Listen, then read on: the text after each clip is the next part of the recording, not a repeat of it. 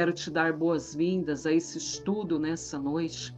Estamos na série chamada Desvendando o Novo Testamento e hoje nós estaremos estudando Mateus 7, do versos 13 ao verso 29. Amém? Eu quero te relembrar rapidamente que no nosso último estudo nós falamos sobre julgamento e hipocrisia, falamos também sobre a lei da reciprocidade quando nós julgamos, falamos também sobre o significado das pérolas e daquilo que é sagrado, falamos também sobre a progressão de pedir, buscar e bater.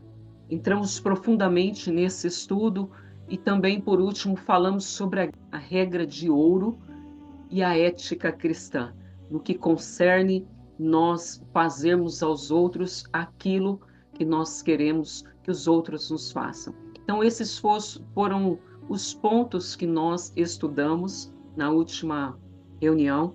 Caso você ainda não tenha visto, está disponível no meu canal do YouTube, desde o primeiro momento em que nós começamos a tirar as camadas para entendermos a palavra do Senhor. O primeiro vídeo se trata sobre como estudar a Bíblia. Um vídeo poderoso que você não pode deixar de assistir e entender como estudar e entender a Bíblia. Depois começamos no capítulo 1 de Mateus e hoje estamos chegando ao capítulo 7. Eu quero te dizer que nós não estamos com pressa. Queremos mergulhar com profundidade na palavra do Senhor, porque estamos aqui para treinar outras pessoas, treinar líderes para expandir o reino de Deus, para entregar esse mesmo evangelho àqueles que ainda não têm conhecimento, àqueles que têm dificuldade de entender a palavra. Quantas pessoas não abrem a Bíblia porque têm medo, não entendem. Amém?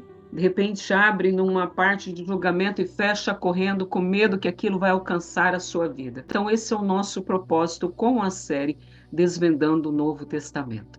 Amém? Então eu quero que você nessa noite, nesse momento, dê a palavra do Senhor toda reverência. Amém? Em nome de Jesus. Eu peço também que você anote aquilo que queimar no seu coração. Não deixe de anotar. O Espírito Santo, ele trabalha dessa forma. A palavra vem, ela queima dentro de você e é importante que você tome nota. Amém? Em nome de Jesus. Então, abra sua Bíblia no capítulo 7 de Mateus.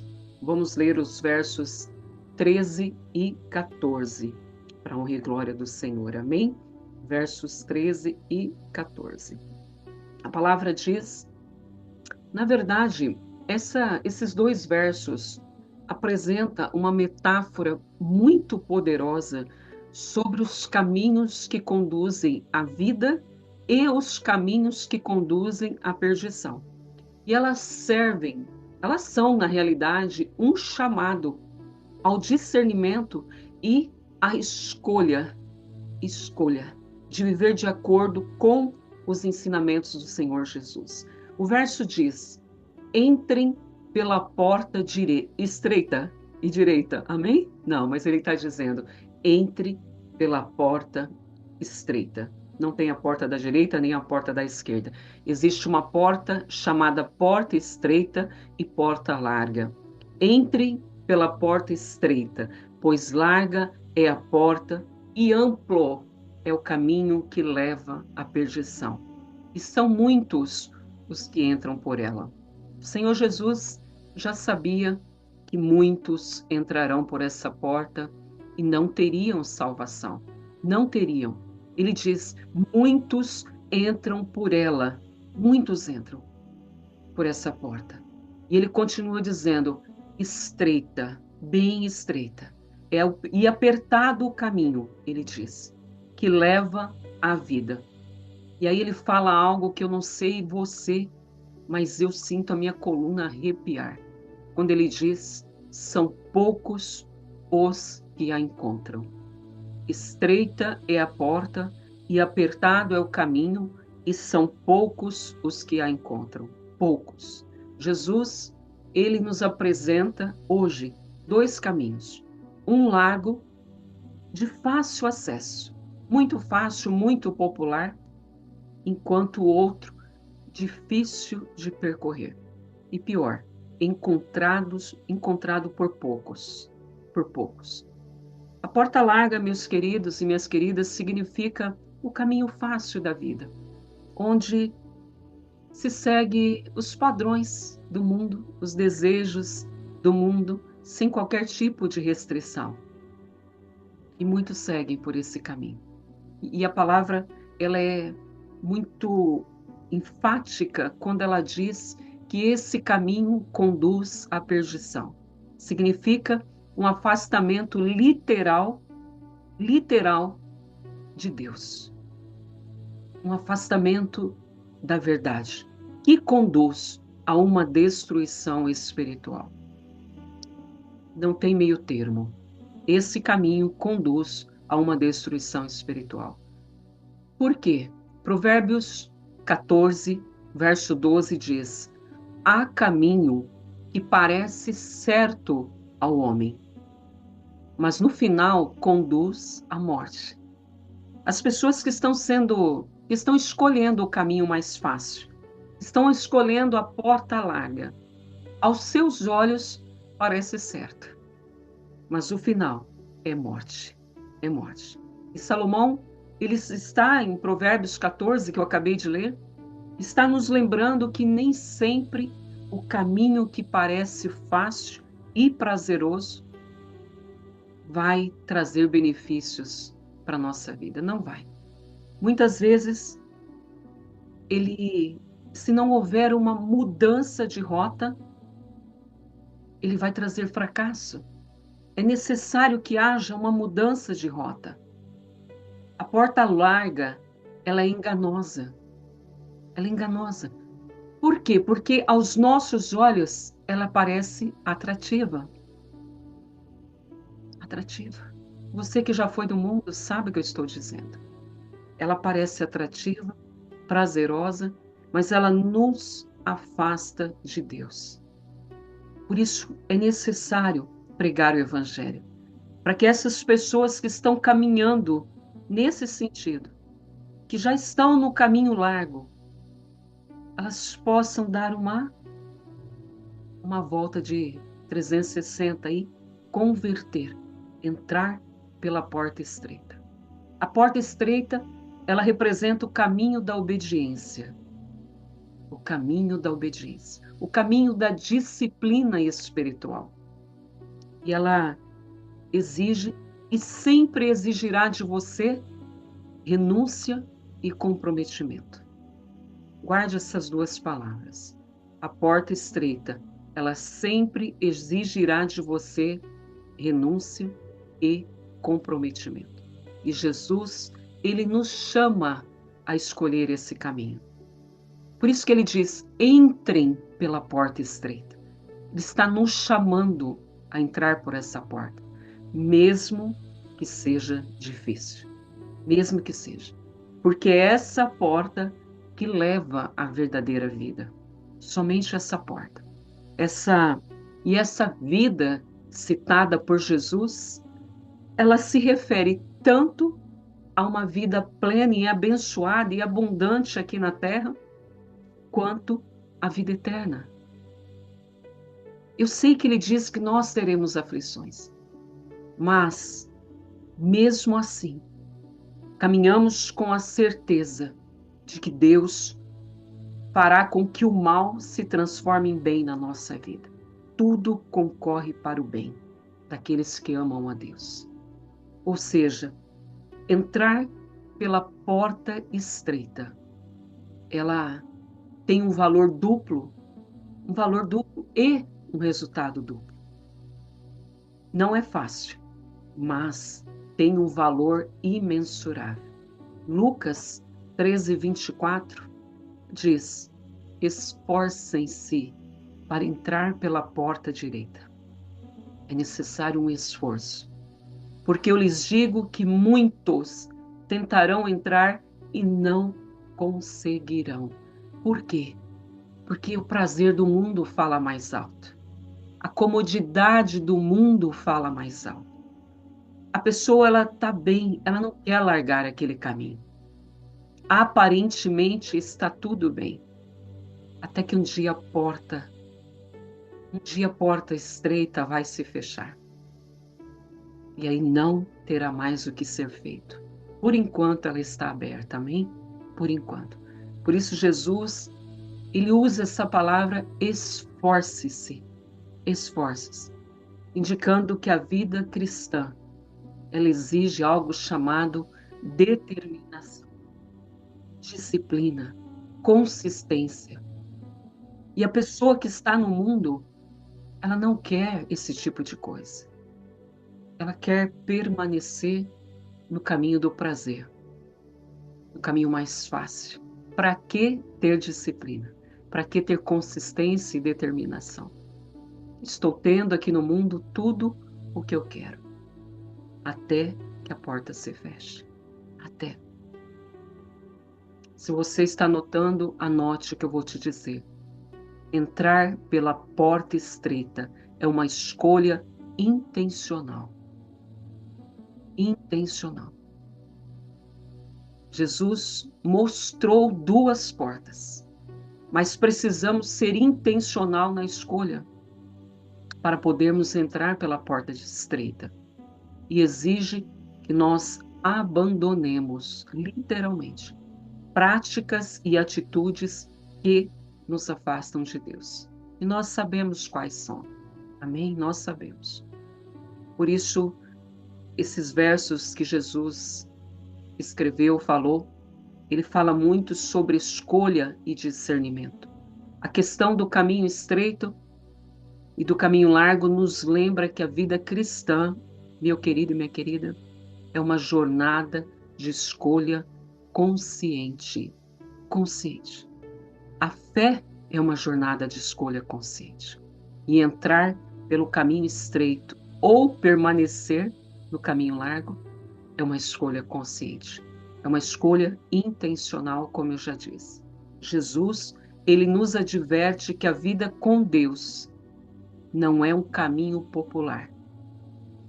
Não é. Não é um caminho fácil, mas é o único que nos conduz à paz, que nos conduz à realização espiritual e é o único que nos leva a viver uma eternidade com Ele e não no inferno. É o único. O único. Deuteronômio 30:19 diz: Hoje invoco os céus e a terra como testemunhas. Olha o que Deus está falando. Eu invoco os céus e a terra. Não haverá desculpa depois do que eu vou dizer. Porque eu estou invocando. Deus chamou a atenção dos céus e da terra antes de declarar as próximas palavras. E ele disse: invoco o céu e a terra como testemunha contra vocês. Contra. De que coloquei diante de vocês o caminho da vida, a porta estreita, e o caminho da morte, a porta larga. Bênção e maldição. E aí ele diz: escolham a vida. Escolham a vida para que vocês e seus filhos vivam. Deus sempre nos oferece a escolha, o livre arbítrio. Mas ele não deixa assim. Ele nos exorta a escolher o que é certo. Ele nos exorta a escolhermos a vida e não a morte, e não a perdição. Por isso que ele fala: eu invoco os céus e a terra contra vocês. Porque ele está dizendo: vocês estão ouvindo o que eu estou falando. Eu estou dizendo para vocês: escolham o caminho da vida. Não escolham o caminho da morte. E vocês não terão como dizer, não terão desculpas, não terão argumentos dizendo que não sabiam, que não havia, que não sabiam que havia outra escolha. Porque eu estou invocando os céus e a terra contra esse argumento. E estou dizendo, escolha vida. Ele está nos exortando para escolhermos a vida, obedecer ao Senhor e aos seus mandamentos. É isso que ele está dizendo. E vem Jesus e retoma essa ideia em Mateus 7, 13 e 14. Ele está retomando essa mesma ideia de Deuteronômio 30, 19. E ele está dizendo, mostrando o caminho para a vida, que requer uma decisão clara e consciente, uma escolha. Uma escolha. Entenda que esse é o caminho da renúncia. Não podemos viver entre duas situações, entre duas decisões, entre duas escolhas. Temos que ter um lado. Um lado. A porta estreita implica renúncia. Implica abandonar práticas, hábitos, pensamentos que não agradam e não estão alinhados com o ensinamento de Deus. Não agradam ao Pai e não estão alinhados com os ensinamentos de Cristo. E seguir esse caminho significa priorizar a vontade de Deus sobre a nossa vontade, sobre a nossa. Aceitando as dificuldades que possam vir com essa vida de obediência, não ficando revoltado. Você faz uma escolha intencional e, em nome de Jesus, você não pode se revoltar com as consequências daquela escolha, porque aquela escolha vai te levar por um caminho de vida, de obediência, de fé. Jesus disse, se alguém quiser me seguir, negue-se a si mesmo. Pegue, tome a sua cruz e siga-me. Existe uma progressão. Negue-se, tome a sua cruz e me siga. Ele está dizendo o quê? Que escolher Jesus, escolher a porta estreita, exige abnegação, exige compromisso, renúncia. O fato é que o caminho estreito, meu querido e minha querida, é uma escolha que nós precisamos fazer diariamente para Deus. Diariamente. E não para nós mesmos. Quando acordamos, precisamos lembrar que existe diante de nós uma porta estreita e uma porta larga. E qual caminho nós vamos escolher? Veja na sua frente uma porta. De um lado, uma porta do outro. Em cima da porta larga está escrito morte, maldição. Em cima da porta estreita, vida e bênçãos. Qual delas você escolhe para viver aquele dia? Qual delas? E os versos seguindo em frente, Mateus 7, 15 e 23, contém advertências do Senhor Jesus sobre falsos profetas e sobre a importância de viver de acordo com a vontade de Deus. Jesus, ele nos instrui a discernir. Veja bem, ele está nos instruindo nesses versos a discernir a autenticidade daqueles que se chamam profetas, líderes. Ele está nos chamando a discernir a autenticidade dessas pessoas. Nesses trechos, ele vai dizer que as ações, os frutos dessas pessoas, elas vão garantir se aquilo realmente está de acordo com a verdade, com a fé ou não. Ou não. Veja o que diz o verso 15. Cuidado com os falsos profetas. Poderíamos parar até aqui, não é? Ele diz, cuidado, cuidado com os falsos profetas. Eles vêm a vocês vestidos de peles de ovelhas, mas por dentro são lobos devoradores. Vestidos como peles de ovelha. Eles se misturam dentro da igreja. Você não consegue, olhando, você não consegue discernir que são lobos. porque eles estão vestindo peles de ovelhas. Confunde, confunde. E Jesus, ele diz que a aparência deles é de ovelha, mas eles por dentro são esses lobos, prontos para devorar. E Jeremias 23, verso 16, o Senhor dos Exércitos diz: não ouçam o que os profetas estão dizendo para vocês. Eles os enchem de falsas esperanças. Eles falam de visões da sua própria mente e não da boca do Senhor. O que Jeremias está nos dizendo? Que esses falsos profetas, eles seguem os seus próprios pensamentos. Falam aquilo que eles veem na sua mente, mas não a direção de Deus. Então o Senhor, ele está nos chamando para sermos o quê? Cautelosos e testarmos o que nós estamos ouvindo. Não significa que você não vai ouvir profeta, amém? É muito bom um profeta falar na sua vida. Eu já tive várias profecias que inclusive se cumpriram e outras estão se cumprindo. Mas o Senhor pede que sejamos cautelosos, cautelosos com o que ouvimos. Amém? Em nome de Jesus. O verso diz: vocês os reconhecerão pelos seus frutos. Pode alguém colher uvas de um espinheiro ou figos de ervas daninhas? Da mesma forma, toda árvore boa dá bons frutos, mas a árvore ruim dá frutos ruins. A árvore boa não pode dar frutos ruins. Olha que forte isso. Nem a árvore ruim pode dar frutos bons. Toda árvore que não produz bons frutos, ela é cortada e lançada ao fogo.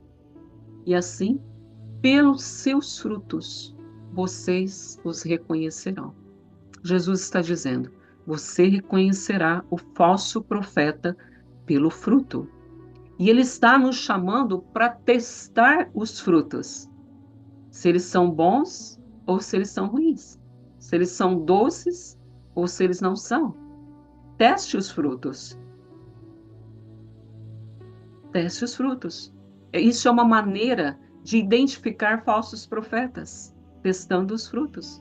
Porque aí você vai estar discernindo se ele é um profeta autêntico ou não. E Jesus, ele usa essa metáfora da árvore e os seus frutos, dizendo que uma boa árvore produz bons frutos. Amém? E essa mensagem é muito clara. Por quê? Porque as ações e o impacto que essas ações têm na vida das pessoas vão revelar a verdadeira natureza desses profetas. Então você tem na sua igreja um lobo vestido com pele de ovelha, se dizendo profeta. E aí ele começa a profetizar para as pessoas. Só que o fruto daquela profecia na vida daquela pessoa vai dizer se aquele profeta é um profeta autêntico ou não. Se aquilo que ele está dizendo vem da boca de Deus ou não. Agora, existe um termômetro para você testar. Gálatas 5, 22, 23 diz o seguinte: o fruto do Espírito é amor, alegria, paz, paciência, amabilidade, bondade, fidelidade, mansidão, domínio próprio. Esses são o fruto do Espírito. E esses frutos são evidências de uma vida transformada por Deus. São evidências. Então, aqueles que vivem de acordo com o Espírito demonstram esses atributos. Amém?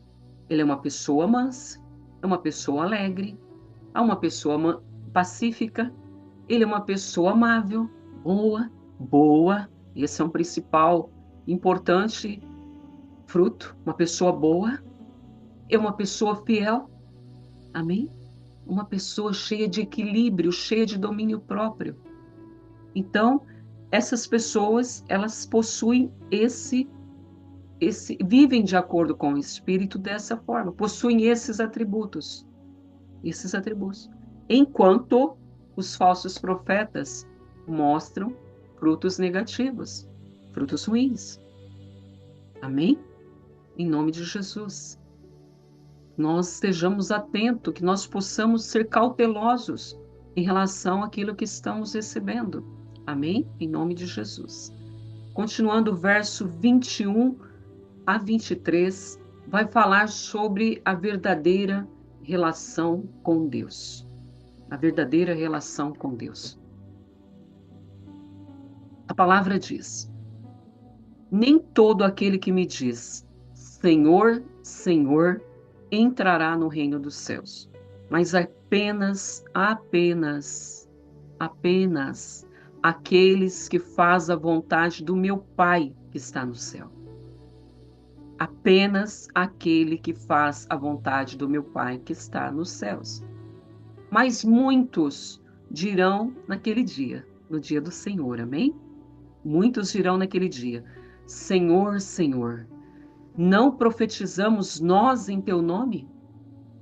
Em teu nome não expulsamos demônios e não realizamos muitos milagres? Muitos milagres?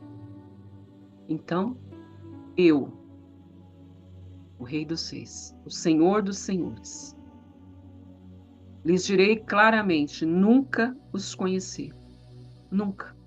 Afastem-se de mim, vocês que praticam o mal.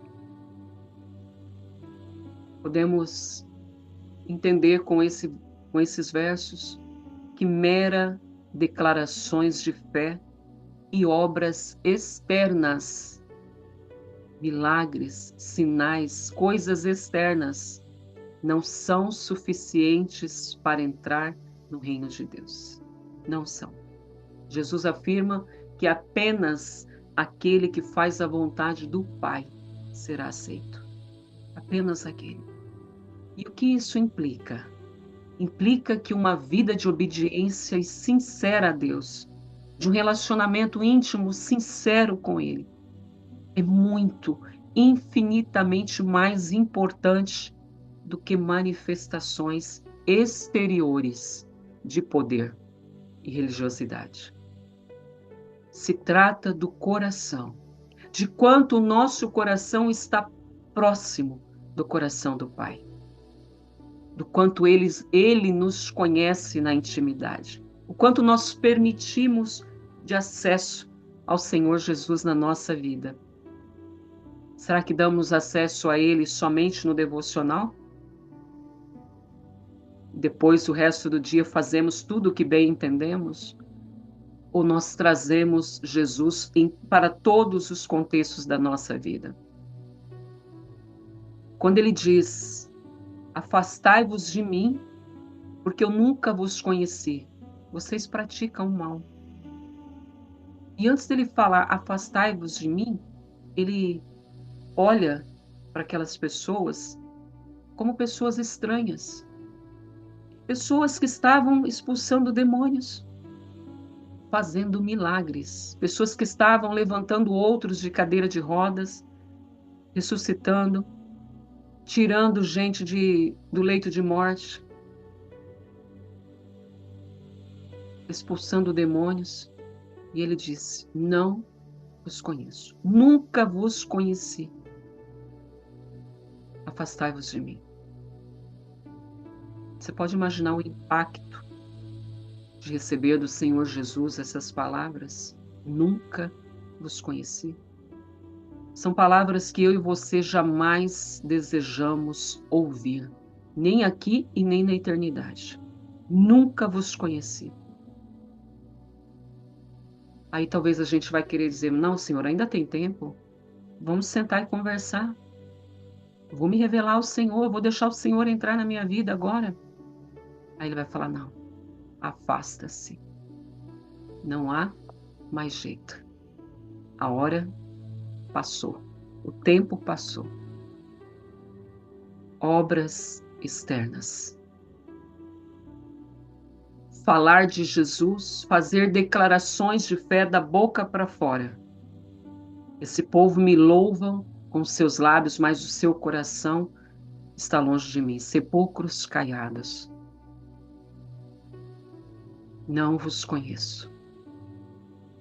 E não entrarão no reino de Deus. Somente aquele que faz a vontade do Pai será aceito.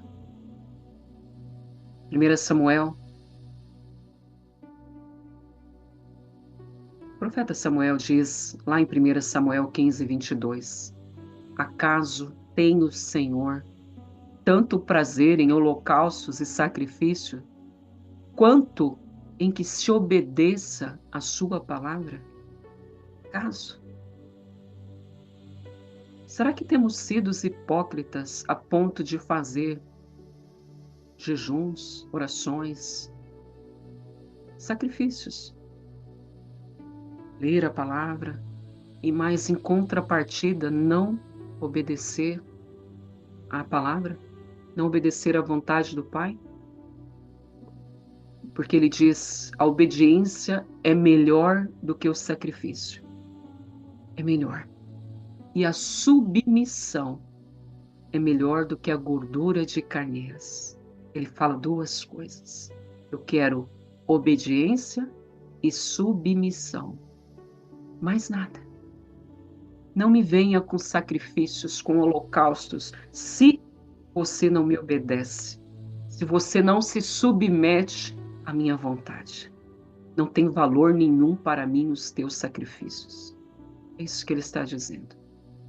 A obediência sincera a Deus é superior a qualquer ritual, a qualquer ato externo de fé. É superior. A obediência é superior. A submissão é superior. E Jesus, ele ecoa essa mensagem em Mateus 7, mostrando que o verdadeiro relacionamento com Deus exige submissão ao seu propósito. Submissão. Amém? Submissão. Jesus, ele está não apenas nos advertindo sobre falsos profetas, mas também está nos desafiando a olhar para os nossos próprios frutos. Não olhe só o falso profeta em nome de Jesus. Olhe principalmente para os seus frutos. São frutos de obediência e submissão? Você já está aceito no reino de Deus. Continue, persista, seja consistente, gerando esses frutos de obediência e submissão. E nada te tirará do reino de Deus, nada. Precisamos olhar para os nossos próprios frutos. Amém? Aqueles que professam ter fé devem refletir sobre as suas vidas para ver se estão realmente alinhados com a vontade do Pai. Tiago 1:22 diz: sejam praticantes da palavra e não apenas ouvintes, enganando-vos a si mesmos. Como é fácil nos enganar. Ouvimos a palavra, ouvimos mestres e mais mestres, e muitas vezes não praticamos aquilo que ouvimos, enganando-nos a nós mesmos. Tiago, ele está nos exortando a uma vida, na realidade, a viver de forma prática a nossa fé. Viver de forma prática. Aplicando. Amém?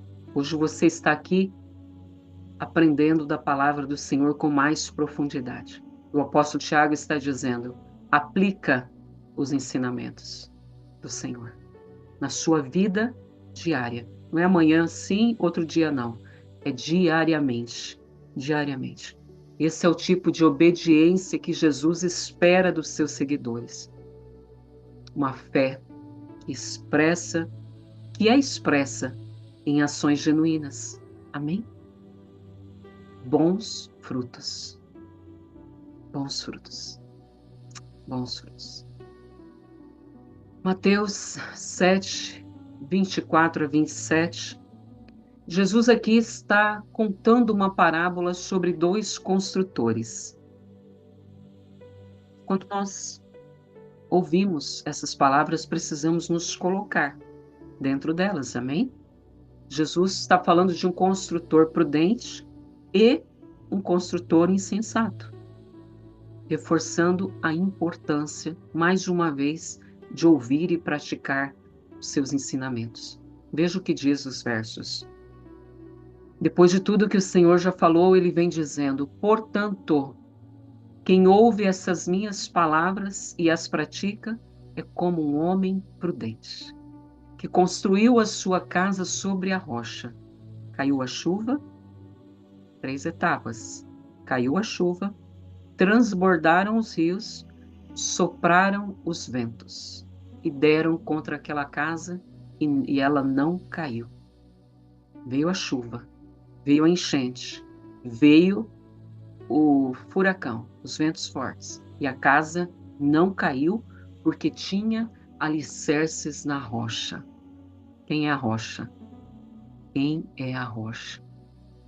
Mas quem ouve essas minhas palavras e não as pratica é como um homem insensato que construiu a sua casa sobre areia. Caiu a chuva, transbordaram os rios, sopraram o vento, deram contra aquela casa e ela caiu. E ele continua. E foi grande a sua queda. Ou seja, não havia nada mais a ser feito. Foi grande a sua queda. Jesus, ele compara aqui as pessoas que ouvem as suas palavras e colocam em prática a um homem prudente, que constrói sobre uma base sólida, representada aqui pela rocha. Amém? E quando tempestades e dificuldades vêm, porque elas vêm para todo mundo, ninguém é isento, amém? Quando elas vêm, essa casa permanece firme. Nada abala, nada. Eu tenho tido experiências aqui com furacões. Quando ele vem, as casas são levantadas inteiramente ao ar. Não sobra nada, nada. Casas firmadas na areia. E realmente é, porque aqui nós estamos num terreno arenoso. Casas firmadas na areia. E um verdadeiro discípulo, ele não apenas ouve, ele vive, ele aplica os mandamentos. Amém?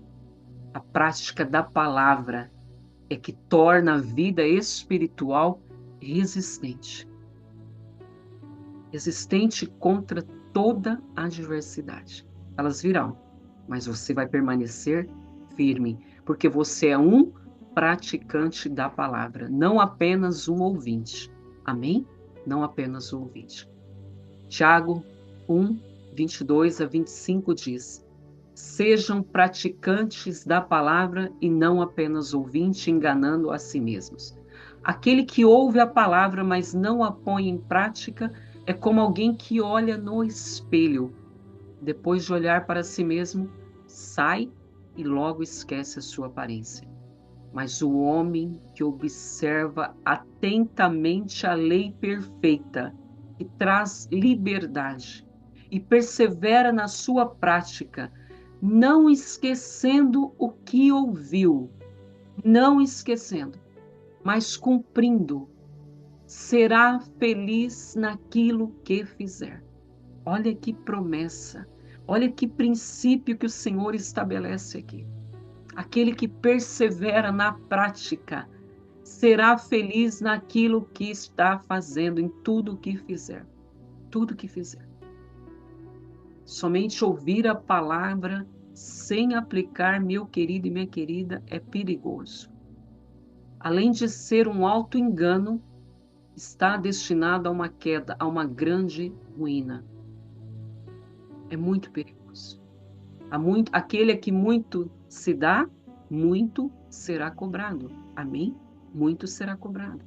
Por isso que Tiago, ele está exaltando a prática da palavra como a única forma de obter liberdade e felicidade verdadeira. Por isso ele diz: será feliz naquilo que fizer. A prática da palavra. Por isso precisamos analisar a nossa vida. Estamos sendo felizes ou não? Definitivamente, estamos ou não? Você está ou não, minha querida, meu querido? Está sendo feliz? Se não está, veja qual princípio você está quebrando, porque o princípio quebrado te quebra. Veja qual princípio, qual mandamento você está quebrando. E uma vez que você reconheça, comece a aplicá-lo no seu dia a dia, em nome de Jesus. O homem insensato, ele representa aqueles que ouvem os ensinamentos de Jesus. Eles estão ouvindo, eles não estão à parte. Eles vão à igreja, eles ouvem, mas não pratica, não pratica. Constroem sobre areia. E construir sobre areia é uma escolha fácil, é uma escolha rápida, mas a fundação é instável. Não é sobre a rocha. A fundação é instável. Quando as lutas vêm, as provações, as adversidades, essa casa não resiste. Não resiste. A mensagem ela é clara. Sem um compromisso prático com os ensinamentos de Jesus, a nossa fé ela é superficial e sujeita, vulnerável às tempestades da vida.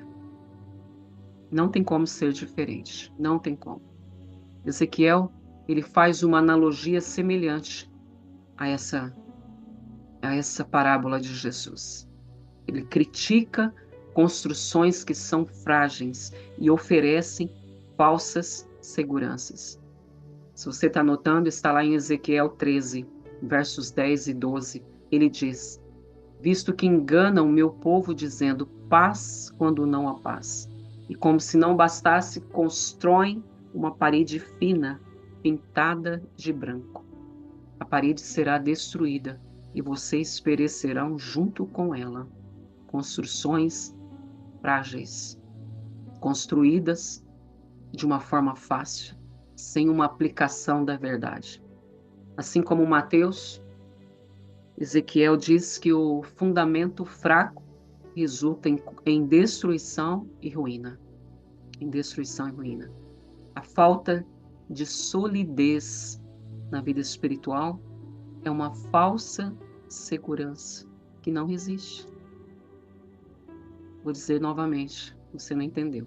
A falta de solidez na sua vida espiritual, ela produz uma falsa segurança que não resiste. Vem o dia mau e você cai, desanima, abandona a fé. Construções frágeis. A rocha simboliza Jesus e seus ensinamentos. Amém? E a areia representa qualquer outro fundamento que nós colocamos na nossa vida que não seja o Santo Evangelho, não sejam os mandamentos do Senhor. O único perfeito é a rocha, é o Senhor Jesus. E Ele, nessa noite, está dizendo que uma vida que é apenas fundamentada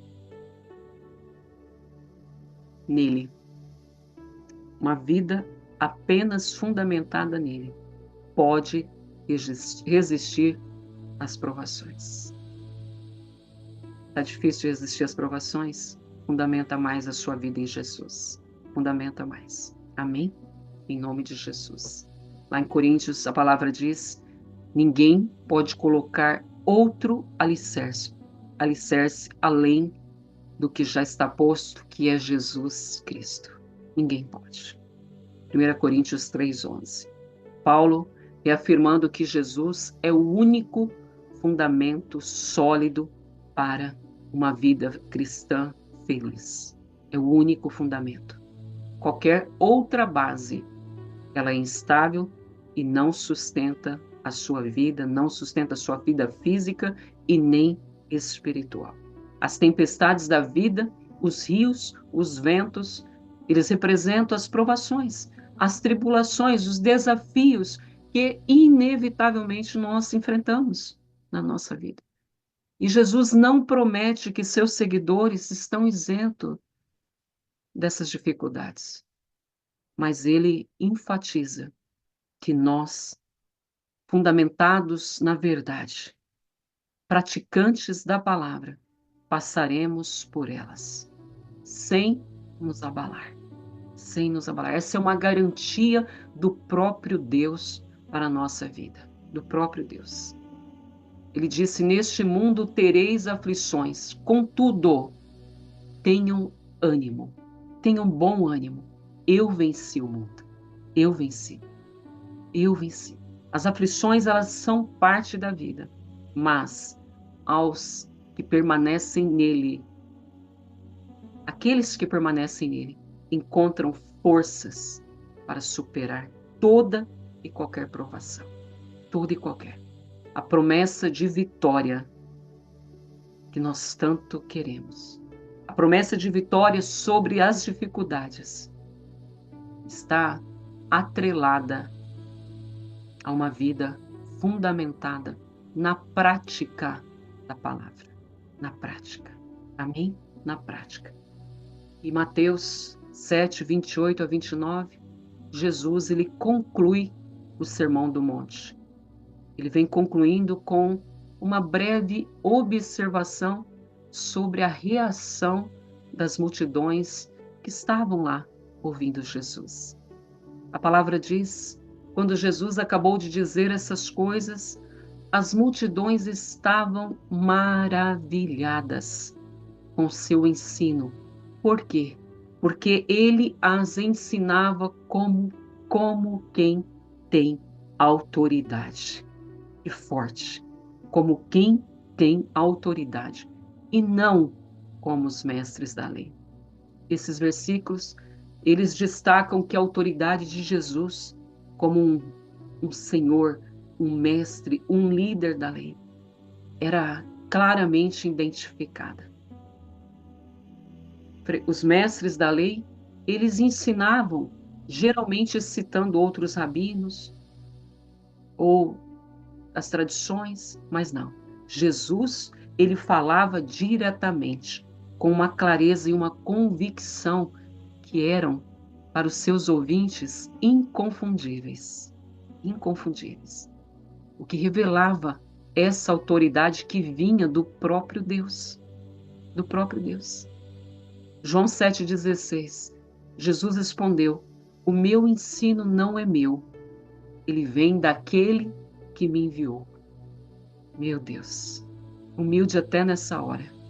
O meu ensino não é meu, ele vem daquele que me enviou. Jesus, ele deixa claro que as suas palavras não eram humanas. Não. Elas eram o próprio ensino de Deus, sendo transmitido diretamente aos seus ouvintes, assim como você está recebendo hoje. As palavras do próprio Deus sendo transmitidas diretamente para o seu coração. Isso explica por que sua mensagem tem um peso e uma profundidade que tocam e transformam vidas. Amém? Por isso, porque são palavras vindas do próprio Deus, sem intermediários, puras, verdadeiras, com poder e autoridade. Essas são as palavras que nós lemos nas Escrituras. Por isso que ele pede que nós pratiquemos, porque elas são a base sólida para a nossa vida. Elas são. E as multidões, elas percebiam que Jesus tinha algo incomum, sobrenatural, sobrenatural. Porque Jesus, ele falava de uma forma que transcendia qualquer ensinamento. Ele abordava o coração das pessoas. Ele aborda o nosso coração. Ele traz ensinamento vivo e eficaz. Amém? Vivo e eficaz. O apóstolo Marcos, ele faz uma observação bem semelhante, reforçando que a autoridade de Jesus impactava profundamente aqueles que estavam ouvindo. Ele diz: todos ficavam maravilhados com o seu ensino, porque ele os ensinava como alguém que tem autoridade e não como os mestres da lei. A autoridade de Jesus não vinha de um título, não vinha de uma posição. A autoridade dele era uma autoridade espiritual intrínseca, que era percebida por todos. Era o próprio Pai falando ali. O próprio Pai. E ao longo do Sermão do Monte, Jesus, ele apresentou uma visão transformadora da lei. Você concorda comigo? Estudamos o capítulo 5, o capítulo 6 e o capítulo 7. Os 3 capítulos falam sobre a lei, mas apresentando uma transformação da lei, indo além do externo, indo além das regras. Ele focou na transformação dos corações, assim como ele está fazendo comigo e com você hoje, focando na transformação dos nossos corações e no relacionamento com ele, com o nosso Deus. É importante dizer que Jesus, em momento nenhum, aboliu a lei. Ele cumpriu e expandiu para que o seu verdadeiro propósito fosse entendido e, mais que entendido, fosse vivido. Ele mesmo viveu, ele mesmo cumpriu. Por isso que ele disse: vocês podem vencer porque eu venci. Eu venci. Não pensem que vim abolir a lei ou os profetas. Não vim abolir. Eu vim cumprir. Jesus cumpriu a lei em plenitude, aquilo que estava no coração do Pai. E ele nos convida a irmos além da prática religiosa. Amém? Além dos rituais religiosos. E buscarmos esse tipo de relacionamento genuíno com Deus, baseado no encontro de corações, nosso com o nosso Pai, baseado na obediência. Na obediência. E Jesus, ele encerra o sermão da montanha, enfatizando a seriedade, ensinando que a vida com Deus é uma vida prática, é uma vida de obediência, é uma vida de transformação. Amém? Amém. Encerramos aqui a segunda parte do nosso estudo de Mateus, capítulo 7, dos versos 13 ao verso 29. Amém?